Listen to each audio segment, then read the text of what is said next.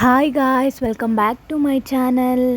ಇವತ್ತು ನಾವು ಮಾಡ್ತಾ ಇರೋ ರೆಸಿಪಿ ಬಂದು ಗ್ರೀನ್ ದೋಸೆ. ತೆಲುಗುನಲ್ಲಿ ಅದನ್ನು ಪೆಸರೆಟ್ ಅಂತಾರೆ. ಬನ್ನಿ ಹೇಗೆ ಮಾಡೋದು ಅಂತ ನೋಡೋಣ. ಮೊದಲನೇದಾಗಿ ನಾನಿಲ್ಲಿ ಅಕ್ಕಿ ಮತ್ತು ಹೆಸರು ಕಾಳನ್ನ ಓವರ್ ನೈಟ್ ನೆನೆಸಿಟ್ಕೊಂಡಿದ್ದೆ. ನೋಡಿ, ಈ ಥರ ನೆಂದಿದೆ. ಈಗ ಒಂದು ಜಾರ್ ತಗೊಂಡು ಅದಕ್ಕೆ ಓವರ್ ನೈಟ್ ನೆನೆಸಿಟ್ಕೊಂಡಂತಹ ಅಕ್ಕಿ ಮತ್ತು ಹೆಸರು ಕಾಳನ್ನ ದೋಸೆಗೆ ಹೇಗೆ ರುಬ್ತೀವೋ ಅದೇ ಥರ ಸೇಮ್ ಪ್ರೊಸೀಜರಲ್ಲಿ ನಾವು ರುಬ್ಕೊಳ್ಬೇಕಾಗುತ್ತೆ. ನಂತರ ಅದೇ ಜಾರ್ಗೆ ಸ್ವಲ್ಪ ಜೀರಿಗೆ ಹಾಗೂ ಕೊತ್ತಂಬರಿ ಸ್ವಲ್ಪ, ಅದರ ಜೊತೆಗೆ ಸ್ವಲ್ಪ ಹಸಿಮೆಣಸಿನ್ಕಾಯಿನ, ಜೊತೆಗೆ ಸ್ವಲ್ಪ ಆನಿಯನ್ಸ್ನ ಆ್ಯಡ್ ಮಾಡ್ಕೊಳ್ಬೇಕಾಗುತ್ತೆ. ಅದನ್ನು ಆ್ಯಡ್ ಮಾಡಿ ನೀಟಾಗಿ ರುಬ್ಕೊಂಡು ಆಗಲೇ ರುಬ್ಬಿಟ್ಕೊಂತಹ ದೋಸೆ ಮಿಶ್ರಣಕ್ಕೆ ಇದನ್ನು ನಾವು ಮಿಕ್ಸ್ ಮಾಡ್ಕೊಳ್ಬೇಕಾಗುತ್ತೆ. ನೋಡಿ, ಈ ಥರ ಕನ್ಸಿಸ್ಟೆನ್ಸಿಯಲ್ಲಿರುತ್ತೆ. ಹಾಗೆ ರುಚಿಗೆ ತಕ್ಕಷ್ಟು ಉಪ್ಪನ್ನು ಹಾಕ್ಕೊಳ್ತಾ ಇದ್ದೀನಿ. ಇದನ್ನು ತೀರಾ ನೀವು ದೋಸೆ ಇನ್ನೇನು ಮಾಡ್ತೀರಾ ಅನ್ನೋ ಟೈಮಲ್ಲಿ ಉಪ್ಪನ್ನ ಆ್ಯಡ್ ಮಾಡ್ಕೊಳ್ಳಿ. ಆ್ಯಂಡ್ ಗಾಯ್ಸ್, ರುಬ್ಕೊಂಡಿದ್ದ ನಂತರ ಒಂದು ಹಾಫ್ ಆನ್ ಅವರ್ ಆದಮೇಲೆ ದೋಸೆ ಮಾಡಿ, ತುಂಬ ಚೆನ್ನಾಗಿ ಬರುತ್ತೆ ದೋಸೆ. ನೋಡಿ, ಈ ಥರ ದೋಸೆ, ಮಾಮೂಲಿ ದೋಸೆ ಹೇಗೆ ಮಾಡ್ತೀವಿ ಅದೇ ಥರ ಕನ್ಸಿಸ್ಟೆನ್ಸಿಯಲ್ಲಿ ಇರುತ್ತೆ.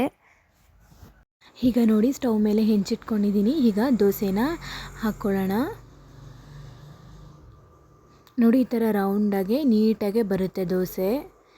ಜಾಸ್ತಿ ನೀರೂ ಹಾಕಕ್ಕೆ ಹೋಗಬೇಡಿ. ಈ ಥರ ಕನ್ಸಿಸ್ಟೆನ್ಸಿಯಲ್ಲೇ ಇರಲಿ, ಆವಾಗ ದೋಸೆ ನೀಟಾಗೆ ಬರುತ್ತೆ. ಜಾಸ್ತಿ ನೀರು ಹಾಕಿದ್ದೀರಾ ಅಂದರೆ ಜಾಸ್ತಿ ಲಿಕ್ವಿಡ್ನ ರೀತಿ ಆಗಿ ದೋಸೆ ನೀಟಾಗಿ ಬರಲ್ಲ. ಹಾಗೆ ಇದಕ್ಕೆ ಆಯಿಲ್ನ ಅಪ್ಲೈ ಮಾಡ್ಕೊಳ್ಬೇಕಾಗತ್ತೆ. ನೋಡಿ, ಈಗ ಬೆಂದಿದೆ ದೋಸೆ. ಟರ್ನ್ ಮಾಡ್ಕೊಳ್ಬೇಕಾಗುತ್ತೆ. ನೋಡಿ, ಈ ಥರ ಚೆನ್ನಾಗಿ ಬೆಂದಿದೆ.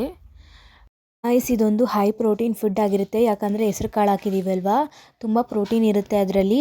ಆ್ಯಕ್ಚುಲಿ ನಾನು ರೆಡ್ ದೋಸೆನೂ ಆಲ್ರೆಡಿ ಮಾಡಿ ವಿಡಿಯೋ ಹಾಕಿದ್ದೀನಿ ನೋಡಿ. ಇದು ಬಂದು ಗ್ರೀನ್ ದೋಸೆ. ತುಂಬಾ ಚೆನ್ನಾಗಿರುತ್ತೆ. ಒಂದು ಸತಿ ಟ್ರೈ ಮಾಡಿ ಗಾಯ್ಸ್, ತುಂಬಾ ಚೆನ್ನಾಗಿರುತ್ತೆ. ಇದಕ್ಕೆ ಚಟ್ನಿ, ಪೊಟ್ಯಾಟೊ ಪಲ್ಯ, ಇಲ್ಲಾಂದರೆ ಏನಾದರೂ ಕರ್ರೀಸು ತುಂಬಾ ಚೆನ್ನಾಗಿರುತ್ತೆ. ಒಂದು ಸತಿ ಟ್ರೈ ಮಾಡಿ ನೋಡಿ ಗಾಯ್ಸ್. ಗಾಯ್ಸ್, ನನ್ನ ಸಜೆಷನ್ ಏನು ಅಂದರೆ, ಇದು ಮಾಡಿದ ತಕ್ಷಣ ಹಾಗೆ ತಿನ್ನಿ, ತುಂಬಾ ಚೆನ್ನಾಗಿರುತ್ತೆ. ಸ್ವಲ್ಪ ಹೊತ್ತು ಬಿಟ್ಟು ತಿಂತೀನಿ ಅಂದರೆ ಅದು ಚೆನ್ನಾಗಿರಲ್ಲ. ಸೊ ಮಾಡಿದ ತಕ್ಷಣವೇ ತಿನ್ನಿ, ತುಂಬಾ ಚೆನ್ನಾಗಿರುತ್ತೆ.